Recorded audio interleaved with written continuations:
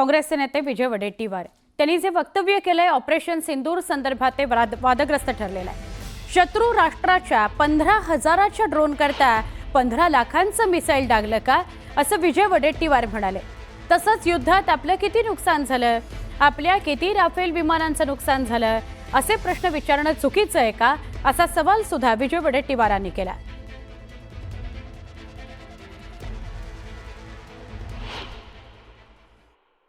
आपने तो अमेरिका के इशारे पर सेकंड कर लिया है, हमारा सैनिक उन्होंने वापस दिया, उनका सैनिक जो हमारे पास था हमने उसको वापस दिया। अब इस बारे में कोई सवाल पूछना ये क्या गलत है डेमोक्रेसी में कि हमारा कितना नुकसान हुआ है, हमारी कितनी कैजुअलिटी हुई है, हमारे कितने सैनिक का नुकसान हुआ है, हमारे कितने राफेल का ये हुआ है। मिसाइल की कीमत 15 लाख थी एक ड्रोन गिराने के लिए, वो 15,000 का ड्रोन, वो चाइना की उसके पीछे पॉलिसी थी। ये भी कहा जाता है, ऐसी भी चर्चा ये बहुत ज़ोर से है। सच्चाई क्या है, सच्चाई क्या है ये मुझे नहीं पता, पर ये चाइना के 5-6 हज़ार ड्रोन हिंदुस्तान में भेजे गए, उसको गिराने के लिए हमने 15-15 लाख का मिसाइल उसके ऊपर छोड़ा, उसको ध्वस्त करने के लिए डाला गया।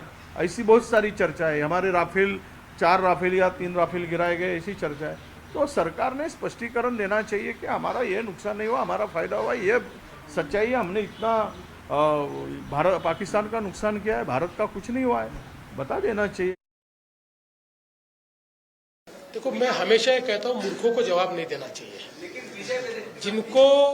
जिनको देश के प्रति लेन देन नहीं है, जिनको समाज के प्रति लेन देन नहीं है, जिनको सेना के प्रति लेन देन नहीं है, जिनको ये समझ में नहीं आता कि हमारी सेना के लोग अपनी जान जोखिम में डालकर लड़ाई करते हैं और कई बार वो शहीद होते हैं, इसकी भी उनको परवाह नहीं है। ये मूर्ख लोग हैं। इनको फाइटर ड्रोन क्या होता है ये पता नहीं है। इनको जो खेती में स्प्रेइंग करने वाला ड्रोन है और फाइटर ड्रोन है वो सरीका ही लगता है, इनको पता ही नहीं है। तो ये मूर्ख लोग हैं, इनको क्यों जवाब दें। बातमीपत्रामध्ये आता पाहणार आहोत 25 मिनिटात 50 बातम्या अतिशय वेगवान स्वरूपात सुरुवात करूया। चिपळूण तालुक्यामध्ये सर्वच ठिकाणी मुसळधार पावसाने हजेरी लावली आहे। मान्सूनपूर्व पावसामुळे प्रवासी आणि व्यापाऱ्यांची चांगलीच धांदल उडाली। बाजारपेठेदरम्यान जागोजागी सखल भागात पाणी साचायला सुरुवात झाली। धाराशिव जिल्ह्यामध्ये काल रात्री पुन्हा पावसाने हजेरी लावली। धाराशिवमध्ये 9 दिवसात 46 मिलीमीटर पावसाची नोंद झाली आहे। मुळशी तालुक्यात मुसळधार पावसाने चांगलेच झोडपून काढले आहे। अनेक ठिकाणी झाडं कोसळली आहेत, त्यात काही वाहन चालक किरकोळ जखमी झालेत, तर झाडं कोसळल्यानंतर काही काळ वाहतूक ठप्प झाली होती। सातारा जिल्ह्याला पावसाचा ऑरेंज अलर्ट देण्यात आलाय। डोंगर दऱ्यामध्ये मुसळधार पाऊस कोसळण्याची शक्यता वर्तवण्यात आली आहे। सांगलीच्या तासगाव तालुक्यातील डोंगरसोनी गावासह तालुक्याच्या पूर्व भागाला पावसाने झोडपून काढलंय। या पावसामुळे नाले आणि ओढ्यांना पूर आलाय। या पावसामुळे शेतकरी सुखावले असून खरीपाच्या कामांना गती मिळणार आहे। रायगडच्या अलिबाग आणि मुरुड तालुक्याला पावसाने झोडपून काढलंय। अलिबागमध्ये अनेक ठिकाणी पाणी साचल्याने जनजीवन विस्कळीत झालं। अमरावती जिल्ह्यामध्ये मान्सूनपूर्व पावसाने उन्हाळी पिकाचं अतोनात नुकसान केलंय। आखतवाडा शेत शिवारात तब्बल 6 लाखांचं नुकसान झालंय, त्यामुळे नुकसान भरपाई मिळावी अशी मागणी शेतकऱ्यांनी केली आहे। राज्यात अनेक ठिकाणी मान्सूनपूर्व पाऊस दाखल झाला असला तरी अमरावतीच्या मेळघाट परिसरात पिण्याच्या पाण्याचा संघर्ष संपलेला नाहीये। मेळघाटमधील खडीमल गावात हंडाभर पाण्यासाठी नागरिकांना वणवण करावी लागते। छत्रपती संभाजीनगरच्या पैठण तालुक्यात वादळी वाऱ्यासह झालेल्या पावसामुळे 1000 हेक्टरवरील फळबागांना फटका बसला। पावसाने झालेल्या नुकसानीचे तातडीने पंचनामे करण्याची मागणी शेतकऱ्यांनी केली आहे। नागपूर जिल्ह्यातील काटोल, नरखेड, उमरेड, कामठी आणि हिंगणा या तालुक्यामध्ये झालेल्या वादळी पावसामुळे प्रचंड नुकसान झाले। काही घरांची पडझड झाली आहे, तर अनेक ठिकाणी झाडं उन्मळून पडली आहेत। पावसाच्या तडाख्याने ऐतिहासिक फुलेवाड्यातील चबुतऱ्यावरील छताचा भाग निखळला। सततच्या पावसामुळे वाड्याच्या छतावरील कौले आणि लाकडी भाग निखळलेले आहेत। शासनाने त्वरित दखल घेऊन दुरुस्ती करण्याची मागणी करण्यात येते। लातूर जिल्ह्यामध्ये पावसाच्या हजेरीमुळे शेती पिकाचं मोठ्या प्रमाणात नुकसान झालंय। जवळपास 2 हेक्टरवरील टरबूज शेतीचं नुकसान झाल्याने शेतकरी हवालदिल झालाय। जुन्नर तालुक्यामध्ये पावसानं केळी पिकाचं मोठं नुकसान झालं असून केळीचं पीक जमीनदोस्त झालंय. हातातोंडाशी आलेला घास हिरावला गेल्यानं सरकारनं नुकसान भरपाई द्यावी अशी मागणी शेतकऱ्यांनी केली आहे. जळगावात देखील वादळी वाऱ्यासह मुसळधार पावसानं हजेरी लावली. त्यामुळे काही अंशी नागरिकांना उकाड्यापासून दिलासा मिळालाय. दिवसभर उन्हाच्या झळांनी त्रस्त झालेल्या नागरिकांना पावसामुळे दिलासा मिळालाय. लातूरमध्ये पावसानं जोरदार कमबॅक केलंय. काही काळ विश्रांती घेतल्यानंतर आलेल्या पावसामुळे नागरिकांची चांगलीच तारांबळ उडाली. वादळी वाऱ्यासह कोसळणाऱ्या पावसामुळे उकाड्यानं हैराण झालेल्या नागरिकांना दिलासा मिळालाय. चाकण आणि आळंदीमध्ये मुसळधार पावसाचं आगमन झालंय. यावेळी रस्त्यावर पाणी साचल्यानं वाहतुकीवर त्याचा परिणाम झाला. अकोल्यामध्ये वादळी वाऱ्यासह मुसळधार पाऊस कोसळला. जोरदार पावसामुळे वीज पुरवठा खंडित झाला.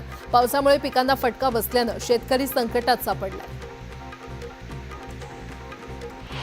रत्नागिरीमध्ये देखील मान्सूनपूर्व पावसाची सुरुवात झाली आहे. रत्नागिरीला पावसाचा ऑरेंज अलर्ट देण्यात आलाय.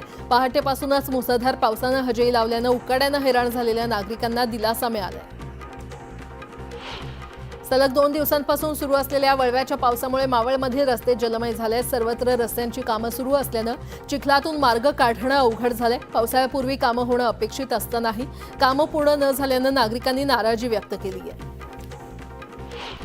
पुण्यात सलग दुसऱ्या दिवशी पावसानं हजेरी लावली आहे. शहरातील काही भागात पावसाच्या जोरदार सरी बरसल्यात. त्यामुळे काही ठिकाणी वाहतूक कोंडी देखील झाली होती. गोंदिया जिल्ह्यात वादळी वाऱ्यासह पावसानं हजेरी लावली. पावसामुळे पिकांना धोका निर्माण झाल्यानं शेतकरी हवालदिल झालाय. तर रब्बी हंगामातील धान पिकाला पावसाचा फटका बसलाय. त्यामुळे शेतकऱ्यांचे कष्ट वाया गेले. जळगावच्या चाळीसगाव, पाचोरा आणि भडगाव तालुक्यात पावसाचा कहर पाहायला मिळाला. वादळी वाऱ्यासह झालेल्या पावसानं केळी आणि पपई तसंच लिंबूच्या फळबागा जमीनदोस्त झाल्यात. तर मका, ज्वारी आणि बाजरीचंही अतोनात नुकसान झालंय. रायगडच्या रोहा तालुक्यात पावसानं धुमाकूळ घातला. व्यापारी वर्गाला पावसाचा चांगलाच फटका बसला. शहरातील मुख्य बाजारपेठ पाण्याखाली गेल्यानं नागरिकांची चांगलीच तारांबळ उडाली. मुंबईत मुसळधार पावसामुळे जनजीवन विस्कळीत झालंय. सर्वत्र जोरदार पाऊस कोसळतोय. नवी मुंबईच्या वाशीमध्ये भिंत कोसळली आहे. तर वादळी वाऱ्यामुळे वाशी नाका फ्रीवेची सीमा भिंत कोसळली आहे. सुदैवानं कोणतीही जीवितहानी झाली नसल्यानं मोठा अनर्थ टळलाय. वसई विरार मीरा भाईंदरला रात्री पावसानं झोडपून काढलं. रात्री उशिरा कामावरून परतणाऱ्या चाकरमान्यांचे पावसामुळे मोठे हाल झाले. पालघरमध्ये पुढील 4 दिवस मुसळधार पावसाचा अलर्ट देण्यात आलेला आहे. हवामान खात्यानं दिलेल्या या अलर्टमुळे मच्छीमारांनी समुद्रात न जाण्याचं आवाहन करण्यात आलंय. सोलापुरात पावसानं धुमाकूळ घातला. मुसळधार पावसामुळे अनेक सखल भागात पाणी साचलं. तर अनेक भागातील रस्ते जलमय झाले. पिंपरी चिंचवडमध्ये झालेल्या मुसळधार पावसामुळे शहरातील रस्ते पाण्याखाली गेलेत. अनेकांच्या घरात पाणी शिरल्यानं नागरिकांचं मोठ्या प्रमाणात नुकसान झालंय. तर अनेक ठिकाणी गुडघाभर पाणी साचल्यानं नागरिक आणि लहान मुलांमध्ये भीतीचं वातावरण आहे. उद्योगनगरी पिंपरी चिंचवडमध्ये देखील मान्सूनपूर्व पावसानं गेल्या 2 दिवसांपासून धुमाकूळ घातलाय. पिंपरी शहरातील उपनगरात पावसानं जोरदार हजेरी लावली. पावसाचं पाणी रस्त्यावर साचल्यानं पाण्यातून रस्ता काढताना नागरिकांची मोठी दमछाक झाली. सोलापुरात मुसळधार पावसानं हजेरी लावली. अनेक नागरिकांच्या घरात पाणी शिरल्यानं नुकसान झालं. तर काही ठिकाणी गुडघाभर पाण्यातून नागरिकांना प्रवास करावा लागला. वाशिम जिल्ह्यामध्ये मालेगाव, रिसोड, कारंजा, मंगरुळपीर इथे वादळी वाऱ्यासह पावसानं हजेरी लावली. सलग 10व्या दिवशी पावसानं हजेरी लावल्यानं पिकांचं नुकसान झालंय. तर अनेक ठिकाणी वीज पुरवठा देखील खंडित झाल्यानं नागरिकांचे हाल झाले. शहापूरमध्ये विजांच्या कडकडाटासह जोरदार पाऊस झाला. कापणीला आलेल्या भात पिकांचं मोठ्या प्रमाणात नुकसान झालंय. त्यामुळे शेतकरी देखील हवालदिल झालाय. वीज पुरवठा खंडित केल्यानं तब्बल 18 तास शहापूरकरांना अंधाराचा सामना करावा लागला. पुणे शहरात मंगळवारी झालेल्या जोरदार पावसाचा तडाखा महावितरणाच्या वीज यंत्रणेला बसल्यानं अनेक ठिकाणी वीज पुरवठा खंडित झाला. काही ठिकाणी झाडं पडल्यानं आणि काही ठिकाणी पाण्याच्या लोंढ्यांमुळे वीज पुरवठा विस्कळीत झाला होता. राज्यात वळीवाच्या पावसानं जोर धरला असून अनेक भागात मुसळधार पावसाची नोंद झाली आहे. दरम्यान पुढील 2 ते 3 दिवस कोकणात तसंच घाट माथ्यावर मुसळधार पावसाचा अंदाज हवामान खात्यानं व्यक्त केला आहे. काही भागात सोसाट्याच्या वाऱ्यासह पाऊस पडण्याची शक्यता आहे. राहता तालुक्यातील कोऱ्हाळे गावात बंधाऱ्याच्या पाण्यात बुडून सख्या भावंडांचा दुर्दैवी मृत्यू झालाय. निळवंडे धरणाचं पाणी गावात आल्यानं दोन्ही भावंड पोहण्यासाठी गेले होते. मात्र पाण्याचा अंदाज न आल्यानं दोघांचा मृत्यू झाला। या घटनेमुळे कुटुंबावर दुःखाचा डोंगर पसरलाय। मुंबई पुणे हैदराबाद बुलेट ट्रेन प्रकल्प भंडारा डोंगराला भेदून जाणार नाही। डोंगराला बोगदा पाडून हा प्रस्तावित मार्ग करण्यात येणार नसल्याचं आश्वासन केंद्रीय रेल्वे मंत्री अश्विनी वैष्णव यांनी दिलंय। सोलापूर पालिका निवडणूक होईपर्यंत सोलापूर शहर विकास आराखडा स्थगित करावा अशी मागणी रोहित पवार यांनी पालिका आयुक्तांकडे केली आहे। आराखड्याबाबत नागरिकांच्या हरकती आणि मनपा सभागृहात चर्चा करा असे आदेश देखील त्यांनी दिलेले आहेत। अमरावती शहराचे पोलीस आयुक्त म्हणून अरविंद चावरिया रुजू झालेले आहेत। त्यांनी पदभार स्वीकारला असून पोलीस अधिकाऱ्यांनी त्यांचं स्वागत केलं। कोल्हापूरच्या गोकुळ दूध संघाचे अध्यक्ष अरुण डोंगळे यांचा राजीनामा मंजुरीसाठी आज संचालक मंडळाची बैठक होते आहे। राजीनामा मंजूर केल्यानंतर तातडीनं तो सहकार निवडणूक प्राधिकरणाकडे पाठवला जाणार आहे। जळगावच्या बहाळ येथील ग्रामसेवकाला ग्रामस्थांनी चांगलंच धारेवर धरलं। परस्पर ठराव केल्यानं ग्रामस्थ संतप्त झाले। या बैठकीत बहाळ येथील घरकुल योजना कारकुनाला कामावर घेण्याचा विषय चांगलाच गाजलाय। अमृत भारत रेल्वे स्टेशन अंतर्गत 103 रेल्वे स्टेशनचं लोकार्पण पंतप्रधान नरेंद्र मोदींच्या हस्ते होणार आहे। गोंदियाच्या आमगाव रेल्वे स्थानकाचं देखील लोकार्पण यावेळी होणार आहे। आकर्षक पद्धतीनं रेल्वे स्टेशनचं बांधकाम करण्यात आलंय। पश्चिम घाटात पुन्हा वाघाचं दर्शन झालंय। आंबोली जवळील एका गावात पट्टेरी वाघाचं दर्शन झालं। पाणवठ्यावर पाणी पिण्यासाठी आलेल्या वाघाचा व्हिडिओ समोर आलाय। गेल्या 12 वर्षांची मुदत संपली तरी सांगलीमध्ये ड्रेनेजचं काम अपूर्णच आहे। ड्रेनेजचं पाणी आता शहरातील उशकाल हॉस्पिटलच्या शेजारी असलेल्या विहिरीमध्ये सोडलं जात असल्यानं मासे मृत्युमुखी पडलेत। वर्ध्यामध्ये दुचाकी चोरट्याच्या पोलिसांनी मुसक्या आवळ्यात 13 दुचाकी चोरी करत परस्पर विक्री केल्याचं तपासामध्ये समोर आलंय। वर्ध्यासह यवतमाळ जिल्ह्यामध्ये देखील त्यानं दुचाकी चोरल्या होत्या। एकीकडे अवकाळी पाऊस तर दुसरीकडे वेगानं वाहणारे वारे लक्षात घेता मत्स्य विभागानं 1 जून ते 31 जुलैपर्यंत मासेमारी करणाऱ्या मच्छीमारांना बंदी घातली आहे। व्यवसाय ठप्प झाल्यानं मच्छीमार बांधव संकटात सापडले।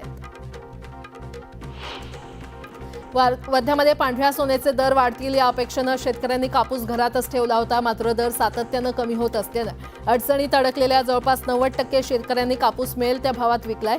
कापूस विक्री केल्यानंतर दरात सुधारणा झाल्यानं शेतकऱ्यांनी संताप व्यक्त केलाय।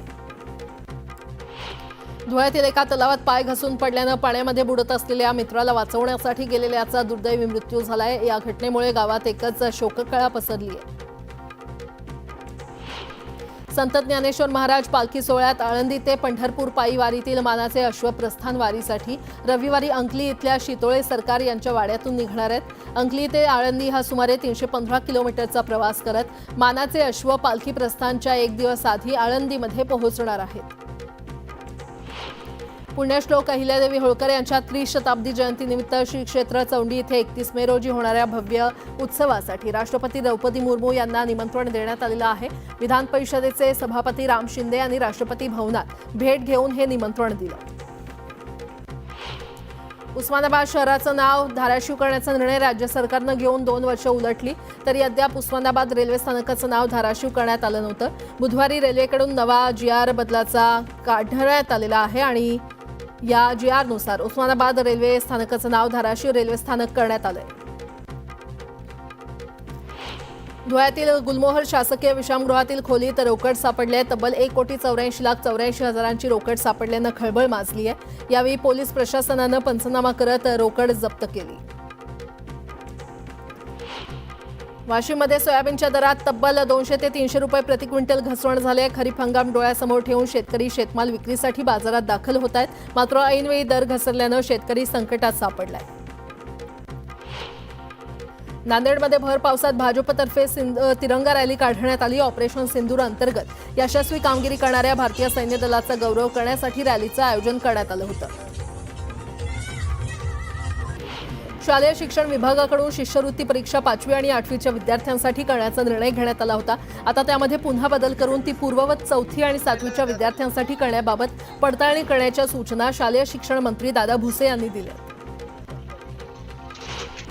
इयत्ता 11वीच्या प्रवेशासाठी अर्ज करताना विद्यार्थ्यांना कोणतीही अडचण येऊ नये म्हणून शिक्षण संचालनालयानं 2 दिवसांचा सराव ठेवला होता. त्यात अनेक विद्यार्थ्यांना तांत्रिक अडचणींचा सामना करावा लागला. त्यामुळे प्रवेशाचं वेळापत्रक दुरुस्त करावं लागणार असून ते आज प्रसिद्ध केलं जाणार आहे.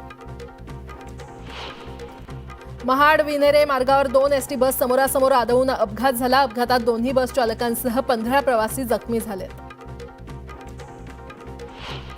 छत्रपती संभाजीनगरच्या मोहंद्री शिवारात चारित्र्यावर संशय घेऊन पतीनं पत्नीला बेदम मारहाण केली. पत्नी रक्तबंबाळ होऊन कोसळली असता पतीनं तिचा गळा दाबून हत्या केली. पोलिसांनी आरोपी पतीला अटक केली आहे. भुसावळकडून निंभोऱ्याकडे जाणाऱ्या मार्गावर कारचा भीषण अपघात झाला. कारचं टायर फुटल्यानं अपघात झाला. यात 5 वर्षीय मुलीचा मृत्यू झाला असून 2 जण गंभीर जखमी झाले. गुंड गजामाळेला न्यायालयानं दणका दिलाय. गजामाळेचा जामीन अर्ज न्यायालयानं फेटाळून लावलाय. कोथरूडमध्ये एका तरुणाला मारहाण केल्याप्रकरणी गजामाळेला गुन्हा दाखल करत अटक करण्यात आली होती. सांगलीमध्ये एका वैद्यकीय शिक्षण घेणाऱ्या तरुणीवर सामूहिक अत्याचार करण्यात आला. 3 तरुणांनी पीडितेला ड्रिंकमधून गुंगीचं औषध देऊन अत्याचार केल्याचा प्रकार समोर आलाय. या प्रकरणी 3 आरोपींना अटक करण्यात आली आहे.